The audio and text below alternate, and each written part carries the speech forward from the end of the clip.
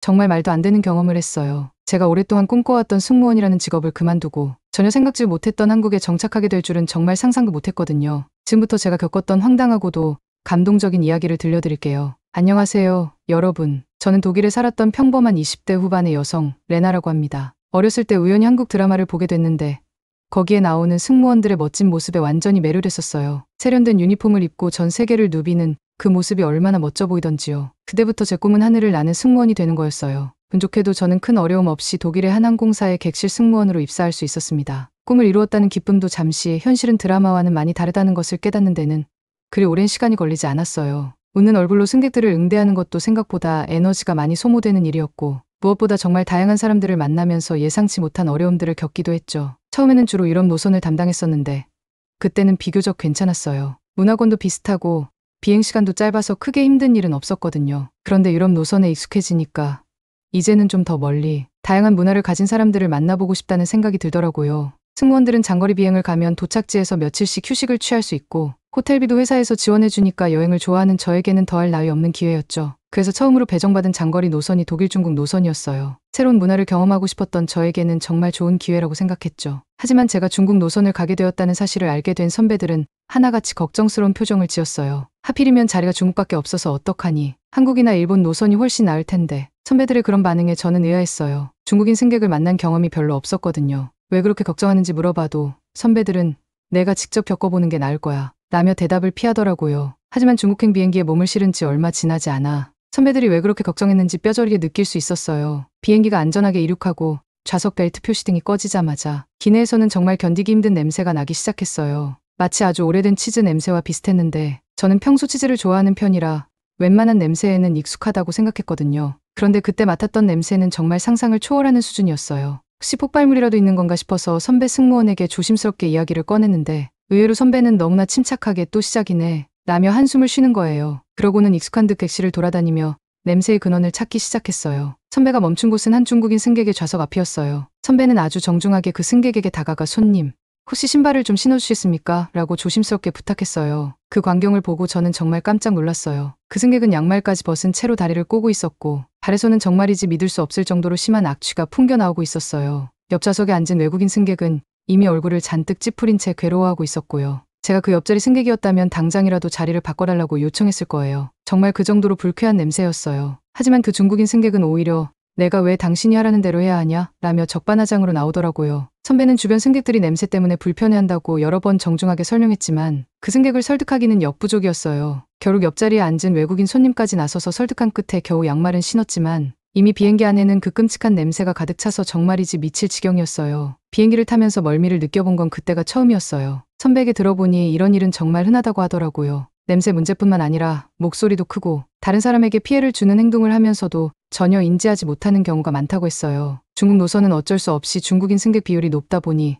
유독 컴플레인이 많은 노선이라고 하더라고요. 중국 노선을 운행하다 보면 중국을 경유해서 가는 일본인과 한국인 승객들도 종종 볼 수 있었는데요. 보면 볼수록 선배들이 했던 말에 깊이 공감하게 되었어요. 일단 이 세 나라 사람들은 비행기를 타기 전부터 확연히 달랐어요. 중국인 승객들은 비행기 출발 직전까지 나타나지 않아서 몇 번이나 방송을 하고 뛰어다니며 찾아야 하는 경우가 많았고 새치기는 정말 일상이었죠. 그런데 또 웃긴 건 같은 중국인들끼리는 새치기를 잘 안 하더라고요. 일본인 승객들은 비교적 점잖은 편이었어요. 하지만 저는 오히려 일본인 승객에게 더 실망했던 적도 있었어요. 한 번은 일본인 승객의 티켓이 기계에 제대로 인식되지 않아서 문제가 생긴 적이 있었어요. 체크인을 담당했던 데스크와 연락해서 문제를 해결해야 했는데 생각보다 시간이 오래 걸리더라고요. 결국 그 승객은 40분 넘게 기다려야 했어요. 이건 명백한 저희 측의 잘못이었기 때문에 저는 몇 번이고 진심으로 사과했고 비즈니스석으로 업그레이드까지 해드렸어요. 그때 그 승객은 분명 괜찮다고 말했어요. 오히려 이렇게 신경 써주셔서 감사합니다 라고 감사 인사를 전하기도 했고요. 그래서 저는 그 일본인 승객이 정말 괜찮은 사람이라고 생각하고 있었는데 비행이 끝나자마자 상급자에게 전화가 온 거예요. 사무실에 도착하자마자 저는 엄청나게 혼이 났어요. 그 일본인 승객이 제가 하지도 않은 행동들을 마치 사실처럼 꾸며서 컴플레인을 제기했던 거예요. 다행히 저와 함께 근무했던 동료들이 제 편을 들어줘서 큰 문제는 없었지만 그 이후로 저는 상사에게 찍혀서 일하는 내내 불편한 시선을 느껴야 했어요. 반면에 한국인 승객들은 겉으로는 조금 투덜거리는 것처럼 보여도 일본인 승객처럼 뒤에서 딴소리를 하지는 않았어요. 불편한 상황이 생기면 앞에서 솔직하게 이야기했고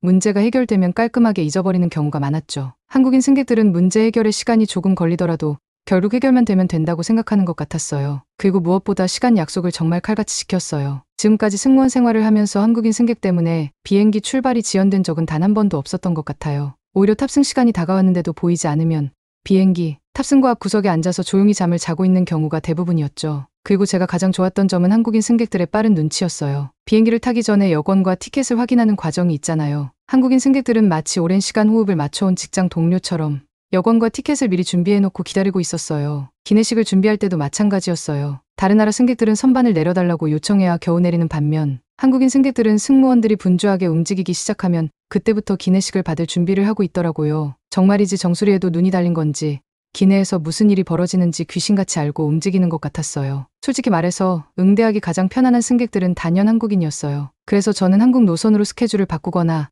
아니면 다시 유럽 노선으로 돌아가고 싶었어요. 그 정도로 간절했기 때문에 정말이지 이 일을 그만두겠다고 생각할 정도였죠. 오랫동안 꿈꿔왔던 직업을 포기하고 싶을 만큼 중국 노선은 저에게 너무나 힘든 경험이었어요. 하지만 한국 노선은 이미 스케줄이 꽉 차 있었고 다른 승무원들도 한국 노선을 포기하고 싶어하는 사람은 아무도 없더라고요. 결국 저는 그냥 회사를 그만둬 버렸어요. 마지막 비행이었던 중국행 비행기에서 중국인 승객들이 사용한 화장실을 청소하다가 정말이지 더 이상은 못 참겠다는 생각이 들었어요. 자세한 내용은 굳이 말씀드리지 않을게요. 정말이지 비위가 상할 정도였거든요. 저는 승무원 일을 그만두고 새로운 일을 찾아다니기 시작했습니다. 우선 독일로 돌아가 아르바이트를 하면서 지냈는데 미래에 대한 뚜렷한 계획이 서지 않더라고요. 그래서 새로운 도전을 해보고 싶다는 생각에 스페인으로 떠났습니다. 스페인어를 배우고 싶기도 했고 같은 유럽이지만 독일과는 또 다른 독특한 문화를 경험해보고 싶었거든요. 하지만 제 예상과는 달리 스페인에서의 생활은 정말 쉽지 않았어요. 소매치기가 프랑스보다 훨씬 심하더라고요. 독일은 유럽에서도 치안이 좋은 편이라 소매치기를 당해본 적이 거의 없었는데 스페인에서는 몇 번이나 소지품을 도둑맞고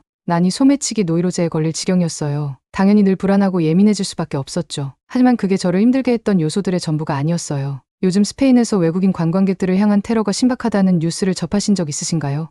관광객들에게 너희 나라로 돌아가라 라고 외치며 물총을 쏘거나 욕설을 하는 경우가 점점 많아지고 있다고 하더라고요. 이건 최근에만 있었던 일이 아니에요. 예전부터 외국인에 대한 혐오 감정이 꽤 심각했어요. 같은 유럽 국가 사람들에게조차도 말이죠. 그리고 그 혐오는 저에게도 예외 없이 적용되었습니다. 어느 날 저녁 아르바이트를 마치고 집으로 돌아가던 길이었습니다. 좁은 골목길을 걷고 있는데 갑자기 웬 남자 4명이 제 앞에 나타나더니 대뜸 돈을 내놓으라고 협박하는 거예요. 저는 평소에 현금을 잘 가지고 다니지 않아서 줄 돈이 없다고 솔직하게 말했어요. 그러자 그 남자들은 저를 둘러싸고 큰 소리로 위협하기 시작했습니다. 저는 그때야 비로소 이 남자들의 목적은 돈이 아니라 그저 저를 겁주고 괴롭히려는 것이라는 것을 깨달았죠. 너무 무서워서 도망가고 싶었지만 덩치가 산만한 남자들에게 둘러싸여 있으니 도망칠 엄두조차 나지 않더라고요. 저는 있는 힘껏 큰 소리로 주변 사람들에게 외쳤어요. 저는 관광객이 아니에요. 여기서 일하는 사람이라고요. 하지만 아무도 저를 도와주지 않았어요. 주변에 음식점과 카페가 있었고 제 옆을 스쳐 지나가는 사람들도 있었지만 모두들 두려운 듯 입을 굳게 다물고 저를 못 본 척 지나쳐갔습니다. 얼마 전에 뉴스에서 외국인 여성이 험한 일을 당했다는 기사를 봤던 터라 저는 극심한 두려움에 휩싸이기 시작했습니다. 바로 그때 제 눈앞에 그 괴한들보다 머리 하나 이상 작아 보이는 동양인 남자 2명이 나타났어요. 몇 달 동안 중국 노선을 다니면서 다양한 국적의 사람들을 만났던 경험으로 볼 때 그들은 분명 한국인이었어요. 그 한국인 남성 2명은 큰 소리를 지르며 그 괴한들을 밀어내기 시작했습니다. 제 키가 173cm인데 그 남자들은 저보다 조금 더 커 보이는 걸 보니 175cm나 176cm 정도 되어 보였어요. 반면에 그 괴한들은 190cm는 좋게 넘어 보이는 거구들이었죠. 저는 그 두 한국인이 큰일을 당할 거라고 생각했어요. 아무리 그래도 여자에게는 함부로 못할지 몰라도 같은 남자에게는 주먹질을 할 수도 있잖아요. 게다가 그들은 혐오의 대상인 관광객이었으니까요. 그런데 정말 놀랍게도 190cm가 넘는 거구의 남자 4명은 자신들보다 15cm 이상 작은 한국인 남자 2명에게 처참하게 깨지고 도망치듯 그 자리를 떠났습니다. 괴한 중 한 명이 한국 남자들을 밀치려고 손을 내밀었는데 한국인 중 한 명이 순식간에 그 괴한의 손목을 잡고 비틀어 버렸어요. 그 커다란 남자는 비명 한 번 제대로 지르지 못하고 그 자리에 주저앉더라고요. 그 모습을 본 다른 괴한들이 주먹을 쳐들자 다른 한국인 남자가 순식간에 그 거구의 벨트를 잡고 번쩍 들어 올려버렸습니다. 당연히 그 남자도 힘없이 바닥에 털썩 주저앉았죠. 정말이지 큰 동작 한 번 없이 너무나도 순식간에 4명의 거구를 제압해버린 거예요. 마치 영화 속의 한 장면 같았어요. 진짜 고수는 불필요한 동작을 하지 않는다고 하잖아요. 그 유명의 한국인에게서는 정말이지 그런 내공이 느껴졌어요. 더 이상 건드리면 큰일 나겠다는 생각이 들었는지 괴한들은 혼비백산 도망치듯 사라졌습니다. 괴한들이 떠나는 것을 확인하고 나서야 저는 안심이 되면서 다리에 힘이 풀려 그 자리에 주저앉아 버렸습니다. 한국인 남자들은 곧바로 저를 부축하며 일으켜 세워주었어요. 그리고 괴한들이 완전히 사라진 것을 확인하자 아까부터 저를 흘끔거리고만 있던 주변 식당의 유럽 남자들이 그제야 다가오더라고요. 괜찮아요, 아가씨. 라며 걱정하는 척 묻는데 정말이지 그들의 뻔뻔함에 인중을 확 잡아 뜯어버리고 싶은 심정이었어요. 자기들에게 불똥이 튈까봐 모른 척하고 있을 때는 언제고 이제 와서 걱정하는 척이라니. 게다가 그 유럽 남자 중 한 명은 저에게 가시는 곳까지 바래다 드릴게요 라고 말하는 한국 남자들을 밀어내며 아시아 사람들을 어떻게 믿어요? 저랑 같이 가는 게 안전할 거예요. 자, 제 손을 잡으세요 라고 말하는 거예요. 사실 제가 키도 170cm가 넘고 독일에서 승무원으로 일했던 터라 자랑은 아니지만 제 외모가 남자들에게 호감을 살만하다는 것을 어느 정도는 인지하고 있었거든요. 사건이 다 끝나니까 이제 와서 몰려드는 그들의 모습이 정말이지 역겨웠어요. 저는 그 유럽 남자의 손을 뿌리치며 단호하게 대답했어요. 당신들이 무서워서 외면하고 있을 때 저를 도와주신 분들이에요. 당신들이 무시할 만한 사람들이 아니라고요. 당신들처럼 비겁하게 숨어있지 않고 용기를 내서 저를 도와주신 분들께 감사해야 할 당신들이 감히 그분들을 무시하다니 정말 어이가 없네요. 제 단호한 태도에 그 유럽 남자는 얼굴이 새빨개져서는 아무 말도 못하고 도망치듯 사라졌습니다. 저는 그 한국인 남성분들에게 다시 한번 고개 숙여 깊이 감사 인사를 전했습니다. 정말 감사합니다. 두 분이 아니었으면 정말 큰일 날 뻔했어요. 그 여자 두 분은 당연히 해야 할 일을 했을 뿐입니다. 혹시 괜찮으시다면 숙소까지 안전하게 모셔다 드리겠습니다. 라고 너무나 친절하게 말씀해 주셨어요. 저는 두 분의 세심한 배려에 정말 큰 감동을 받았습니다. 혹시라도 그 괴한들이 숨어 있다가 다시 나타날 수도 있는 상황이었으니까요. 저희는 숙소로 향하는 동안 이런저런 이야기를 나누었습니다. 두 분 중 한 분은 스페인에서 가이드를 하고 계셨는데 여러 나라를 여행해 보셨다고 하더라고요. 그분은 저에게 제가 세계 곳곳을 다녀봤지만 한국처럼 안전한 나라는 정말 없는 것 같아요. 한국에서는 저렇게 대낮에 누군가에게 위협을 당하는 일은 상상하기 힘들죠. 그런데 해외에 나와 보니 저런 일이 너무나 쉽게 일어나더라고요. 특히 스페인은 여성분들에게는 안전한 나라는 아닌 것 같아요. 여기에 얼마나 더 머무실지 모르겠지만 꼭 몸 조심하세요. 라고 진심으로 걱정해 주셨습니다. 해가 중천에 떠 있었음에도 불구하고 아무렇지 않게 타인을 위협하던 괴한들, 위험에 빠져있는 사람을 보고도 모른 척 지나치던 사람들, 그리고 그들과 극명하게 대조되는 용기를 보여준 한국인들. 저는 그들의 모습을 비교해보며 이제는 정말 한국으로 가야겠다는 결심을 굳혔습니다. 당장 한국에 가서 무슨 일을 해야 할지는 정해지지 않았지만 왠지 모르게 한국으로 가면 제가 가야 할 길을 찾을 수 있을 것 같다는 강한 확신이 들었습니다. 그렇게 시간이 흘러 저는 마침내 한국행 비행기에 몸을 실었습니다. 한국에서 어떤 경험을 하게 될지, 어떤 사람들을 만나게 될지 전혀 알 수 없었기에 기대와 설렘, 그리고 약간의 두려움이 뒤섞인 복잡한 감정이었습니다. 설레는 마음을 안고 한국에 도착했지만 혹시나 기대가 너무 크면 실망도 클까봐 애써 마음을 다잡으려고 노력했습니다. 물론 지금까지 제가 경험했던 한국은 너무나 좋은 나라였지만 실제로 가서 보는 것은 다를 수도 있고 제가 만났던 한국인들처럼 친절한 사람들만 있는 것은 아닐 수도 있으니까요. 스페인에서의 쓸쓸한 경험 때문에 의도적으로 한국에 대해 큰 기대를 하지 않으려고 노력했지만 인천공항에 발을 내딛는 순간 그런 다짐은 산산조각 나버렸습니다. 저는 한국이 마치 미래 도시처럼 느껴졌어요. 대부분의 유럽 국가는 과거의 흔적을 보존하는 것을 중요하게 생각하기 때문에 아주 오래전에 지어진 건물들이 그대로 남아있는 경우가 많아요. 그래서 도시 전체가 고풍스러운 느낌을 주죠. 반면에 독일은 전쟁 때문에 대부분의 건물이 사라져서 다른 유럽 국가에 비해 비교적 새로운 건물들이 많지만 그렇다고 해서 최첨단이라는 느낌은 없거든요. 그런데 한국은 공항에서부터 모든 것이 최첨단이었어요. 저는 유럽에서 위아래로 움직이는 에스컬레이터만 타봤지 평지에서의 이동을 편리하게 만들어주는 무빙워크라는 것은 처음 봤어요. 그리고 공항 곳곳에는 안내 로봇들이 돌아다니고 있었고 공항 벽면 한쪽을 거대한 LED 스크린으로 꾸며서 화려한 영상들을 틀어주기도 하더라고요. 독일 공항도 깨끗하긴 하지만 한국처럼 역동적이고 미래지향적인 느낌은 전혀 없어요. 차갑고 딱딱한 느낌이랄까요? 디자인적으로도 특별히 눈에 띄는 부분은 없고요. 그런데 한국은 건물들의 디자인 자체가 정말 독특하고 아름다웠어요. 이런 놀라움은 서울로 가까워질수록 점점 더 커져갔습니다. 하늘 높이 쭉쭉 뻗은 고층 건물들과 곡선과 직선을 조화롭게 섞은 혁신적인 디자인들을 보면서 한국의 건축 기술에 감탄하지 않을 수 없었어요. 사실 저희 아버지가 건축 관련 일을 하시는데 아버지께서는 단순히 네모난 건물을 짓는 것은 비교적 쉽지만 다양한 형태와 독창적인 디자인을 구현하는 것은 엄청난 기술력을 요구하는 일이라고 말씀하시곤 했거든요. 아무리 멋들어진 건물 외관을 디자인한다고 해도 실제로 그걸 구현할 수 있는 기술력이 없다면 아무 소용이 없다는 거죠. 그런 면에서 한국의 건축 기술은 건축 비전문가인 제가 보기에도 정말 대단하다는 것을 알 수 있었어요. 게다가 삼성역 코엑스에 있는 미디어 아트 광장을 지나치게 되었는데 웬거대한 건물 외벽에서 호랑이가 살아 움직이는 듯한 입체적인 영상이 튀어나오는 거예요. 저는 너무 놀라서 숨 쉬는 것조차 잊을 정도였어요. 자세히 보니 그래픽으로 표현한 것이었지만 단순히 영상을 틀어놓는 것이 아니라 3D 기법을 이용해서 마치 사물이 건물 밖으로 튀어나오는 듯한 실감 나는 효과를 주고 있더라고요. 저는 5개 광고에 이렇게 첨단 기술이 적용될 수 있다는 것을 처음 알았어요. 신기해서 주변을 둘러보니 저 같은 외국인 관광객들은 모두 핸드폰, 카메라를 켜서 그 장면을 촬영하고 있더라고요. 하지만 한국인들은 이런 광경이 익숙하다는 듯 별다른 감흥 없이 자기 갈 길을 가고 있었어요. 저는 여기서 신식 문명에 익숙한 사람들과 그렇지 않은 사람들의 차이를 확연히 느낄 수 있었죠. 아주 나중의 일이지만 한국에서 친해진 한국인 친구들과 이 이야기를 나눈 적이 있었어요. 그 친구들은 한국의 이런 발전된 모습이 얼마나 대단한 건지 잘 모르더라고요. 오히려 유럽의 고풍스러운 분위기가 더 부럽다고 하던데 저는 한국의 놀라운 발전을 너무나 당연하게 생각하는 그들의 모습이 조금은 답답하게 느껴지기도 했어요. 유럽 사람들이 엘리베이터도 없는 5층짜리 건물을 힘들게 오르내릴 때 한국인들은 시원한 에어컨이 나오는 엘리베이터를 편안하게 이용하고 시스템 에어컨과 보일러가 설치된 곳에서 사계절 쾌적하게 생활할 수 있잖아요.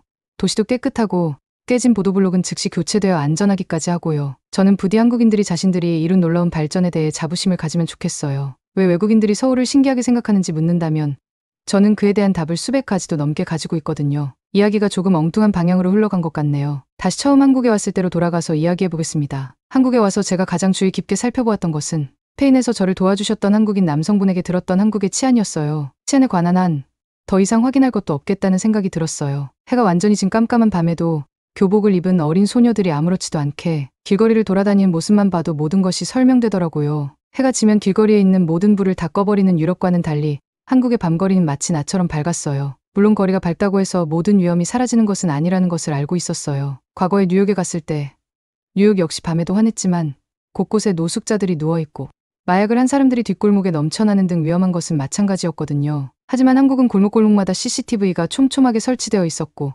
길거리에서 불황자들을 찾아볼 수도 없었어요. 저는 밤늦도록 혼자 밖을 돌아다녔지만 단 한 번도 위험하다는 느낌을 받지 않았어요. 밤에 혼자서 그것도 차가 아닌 걸어서 이동한다는 것은 제 평생 상상도 못해본 일이었어요. 게다가 한국은 도어락 시스템이 무엇보다 편리하더라고요. 독일을 비롯한 유럽 대부분의 국가에서는 아직도 열쇠를 사용하고 있어요. 열쇠를 사용하는 것은 정말이지 너무 불편해요. 그냥 넣어서 돌리는 것이 아니라 열쇠를 구멍에 넣은 상태에서 살짝 뺀 뒤에 열쇠를 살살 돌려야 딸깍하는 소리가 나고 그 상태에서 오른쪽이나 왼쪽으로 몇 번 더 돌려야 문이 열리죠. 너무 복잡하지 않나요? 보안 때문에 이렇게 복잡한 열쇠를 만들었다고는 하지만 너무 불편하고 혹시라도 열쇠를 잃어버리면 문을 뜯어버려야 할 수도 있어요. 열쇠 수리공을 부르는데 드는 비용은 당연하고요. 그런데 한국의 도어락은 그런 불편함이 전혀 없었어요. 비밀번호만 누르면 딸깍하고 문이 열리니 얼마나 편리한지 몰라요. 사실 처음에는 디지털 방식이라 왠지 모르게 불안했는데 막상 사용해보니 너무 편리해서 이제는 열쇠는 상상도 할 수 없어요. 그리고 한국에서는 유럽에서처럼 도둑이 들까봐 늘 걱정할 필요도 없잖아요. 그래서 이 정도만 해도 충분히 안전하다고 생각했는데 한국에서의 제 경험은 여기서 끝나지 않았어요. 제가 살던 집의 집주인 아주머니는 정말이지 친절한 분이셨어요. 어느 날 갑자기 저에게 오시더니 오늘 오후에 사람이 와서 집에 뭔가를 설치해 줄 거예요. 라고 말씀하시는 거예요. 처음에는 무슨 일인가 싶었는데 알고 보니 저희 집 현관 앞에 보안용 스마트 도어락을 추가로 설치해 주는 것이었어요. 저는 CCTV 같은 것을 설치하는 줄 알았는데 이미 건물 곳곳에 CCTV가 설치되어 있더라고요. 아주머니가 말씀하신 것은 저희 집 현관문 앞에 설치해서 누가 방문했는지 확인할 수 있는 것은 물론이고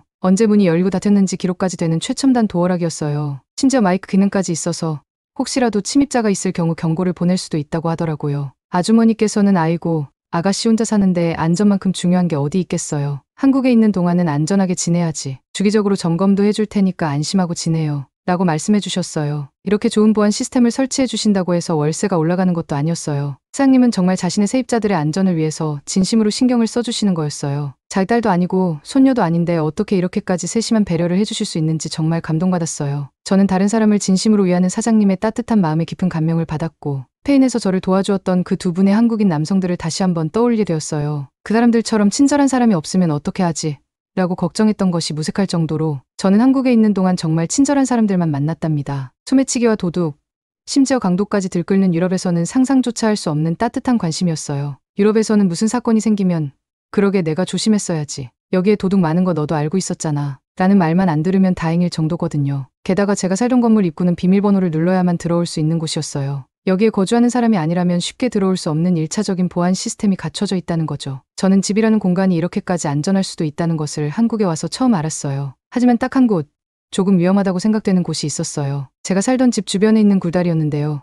그곳을 지나가면 지름길로 갈 수 있었지만 밤이 되면 너무 어둡고 인적이 드물어서 쉽게 이용하지 못하는 곳이었어요. 그런데 얼마 전부터 그곳에서 공사가 시작하더라고요. 뭘 공사하는지는 정확히 몰랐지만 최소한 몇 달은 걸릴 거라고 생각했어요. 제가 살던 동네에서는 보통 큰 공사는 그렇게 오래 걸렸거든요. 그런데 놀랍게도 딱 일주일 만에 공사가 완전히 마무리되었더라고요. 역시 빨리빨리의 민족이라는 말이 괜히 있는 게 아니구나 싶었어요. 저는 어떤 공사를 한 건지 너무 궁금해서 굴다리로 직접 찾아가 봤습니다. 공사를 통해 완전히 새롭게 변신한 굴다리의 모습은 정말이지 놀라운 수준이었어요. 굴다리 곳곳에 밝은 조명이 설치되었고 칙하고 우중충했던 콘크리트 벽면은 알록달록하고 예쁜 타일들로 깔끔하게 꾸며져 있었습니다. 심지어 스피커까지 설치되어 있었는데 잔잔한 음악까지 흘러나오더라고요. 보통 굴다리에 들어가면 외부 소음이 차단되면서 갑자기 무서운 기분이 들곤 하는데 은은하게 흘러나오는 음악 소리 덕분에 전혀 무섭게 느껴지지 않았어요. 오히려 잘 정돈된 산책로처럼 느껴질 정도였죠. 게다가 이렇게 밝고 안전하게 만들어 놓으니 이전에는 그 굴다리의 존재조차 몰랐던 사람들도 이제는 그곳을 이용하기 시작하더라고요. 이용하는 사람들이 많아지면 자연스럽게 위험성도 줄어드는 것은 당연한 이치이고요. 저 역시 공사 이후로는 매일같이 그 굴다리를 이용하고 있습니다. 저는 이미 안전 분야에서 세계 최고 수준이라고 생각했던 한국이 여기서 만족하지 않고 더욱 안전한 나라를 만들기 위해 끊임없이 노력한다는 것은 전 세계 모든 나라가 보고 배워야 할 모습이라고 생각해요. 위험하다는 것을 알면서도 그 위험을 시민들이 고스란히 감당하게 만드는 것은 너무나 무책임한 일이니까요. 저는 독일에 살고 있는 가족들에게 여자라면 무조건 한국에 와서 살아야 한다고 입이 마르도록 자랑하기 시작했습니다. 그리고 저 역시 한국에서 계속 살아야겠다고 굳게 다짐했어요. 그래서 한국에 있는 어학원에 등록해서 한국어를 배우기 시작했죠. 그런데 제가 갑자기 한국에서 살겠다고 선언하니 부모님의 반대가 정말 심했어요. 당연하죠. 스페인은 그나마 가까우니까 그렇다 쳐도 한국은 독일에서 너무나 먼 나라잖아요. 제가 아무리 한국이 안전한 나라라고 설명해도 부모님은 제 말을 쉽게 믿지 못하셨습니다. 부모님 입장에서는 한국의 모습이 마치 판타지 소설 속에 나오는 이야기처럼 느껴지셨을 거예요. 그래서 저는 가족들을 설득하기 위해 큰 마음을 먹고 부모님을 한국으로 초대했습니다. 한국에 도착한 가족들은 한국의 놀라운 발전된 모습에 감탄을 금치 못하셨어요. 특히 건축 관련 일을 하시는 아버지께서는 제 예상대로 서울 도심을 돌아다니실 때마다 판타스틱을 연신 외치셨고 한국의 소주 맛에 완전히 푹 빠지셨죠. 특히 쌈장이 아버지의 입맛에 아주 잘 맞으셨나 봐요. 짭짤하면서도 달콤하고 맵지도 않은 그 오묘한 맛에 감탄하시더니 나중에는 쌈장만 숟가락으로 퍼드실 정도였어요. 독일로 돌아가시기 전에 쌈장을 잔뜩 사드리겠다고 약속드린 뒤에야 어머니께서 겨우 안심하셨답니다. 부모님은 한국에서는 고기를 이렇게 건강하게 먹을 수 있는 방법이 있다는 것을 처음 아셨다며 상추 위에 고기를 올리고 파절이와 쌈장을 듬뿍 올려서 정말 맛있게 드셨어요. 독일 사람들은 고기로 소시지를 만들 궁리만 하지 이렇게 신선한 채소와 함께 건강하게 요리를 즐길 수 있는 방법을 잘 찾지 않거든요. 건강 때문에 채식주의자가 된 사람들도 꽤 있는데 그런 사람들에게 한국 음식을 알려주면 아마 바로 채식을 그만둘 거라고 농담을 하시기도 했어요. 그만큼 한국 음식의 매력에 푹 빠지셨다는 뜻이겠죠. 서양 국가에서는 채소를 곁들여 먹는 요리가 많지 않아서 보통 식사 전에 샐러드를 먹는 것이 전부인데 채소를 싫어하는 사람들은 샐러드조차 잘 안 먹게 되잖아요. 하지만 한국처럼 나물이나 쌈을 통해 다양한 채소와 함께 식사를 하면 채소를 싫어하는 사람도 부담 없이 건강한 식사를 즐길 수 있고 무엇보다 너무나 맛있으니까요. 부모님은 한국에 계시는 내내 한식의 매력에 푹 빠지셨어요. 그래서 독일로 돌아가시기 전에 한국 마트에 들러 한국 식재료와 양념들을 잔뜩 사가시기도 했어요. 독일에 돌아가자마자 한국 음식을 만들어 드시기 시작했는데 얼마 전에는 어머니께서 먼 독일에서 한식 요리사 자격증을 준비하고 계시다는 소식을 듣고 깜짝 놀랐어요. 이러다 정말 독일에서 한식당을 여시는 건 아닌지 모르겠어요. 하지만 딸이 혼자 살아야 하는 곳이 안전하지 못하다면 음식이 아무리 맛있다고 한들 무슨 소용이 있겠어요. 저는 걱정하시는 부모님을 모시고 제가 살던 집으로 향했습니다. 그리고 집주인 아주머니께서 설치해 주신 스마트 안전 도어락을 작동하는 모습을 보여드리며 부모님을 안심시켰고 밤늦은 시간에도 많은 사람들이 걱정 없이 거리를 활보하는 모습을 보여드리며 한국의 치안이 얼마나 훌륭한지를 직접 느끼실 수 있도록 해드렸죠. 결국 부모님은 안심하고 독일로 돌아가셨습니다. 심지어 이렇게 안전한 나라라면 우리 딸뿐만 아니라 내 동생 아리아도 한국으로 보내는 게 낫겠다 라고 말씀하시기까지 하셨어요. 부모님의 허락 아래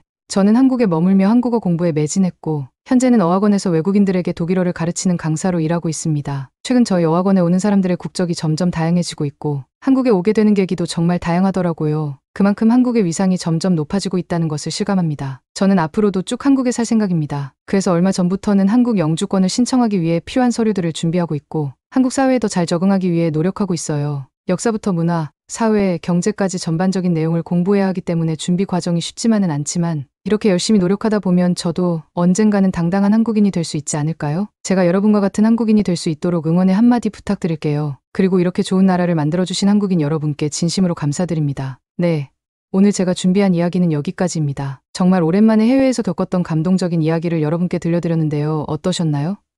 다양한 국적의 외국인들이 한국을 찾고 심지어 저처럼 한국에 정착하려는 사람들이 늘고 있다는 사실이 정말 기쁘네요. 한국의 위상이 더욱 높아져서 더 많은 외국인들이 한국을 방문하고 한국의 아름다움을 경험하고 돌아가셨으면 좋겠습니다. 그리고 저희 한국 영주권 취득 과정에도 많은 응원 부탁드립니다. 자, 그럼 오늘 이야기가 재미있으셨다면 구독과 좋아요, 그리고 알림 설정까지 부탁드리고요. 저는 다음에 더 흥미로운 이야기로 다시 찾아뵙겠습니다. 지금까지 이야기를 들어주셔서 정말 감사합니다. 그럼 우리 구독자 여러분 모두 건강하시고 행복한 하루 보내세요. 다음에 또 만나요.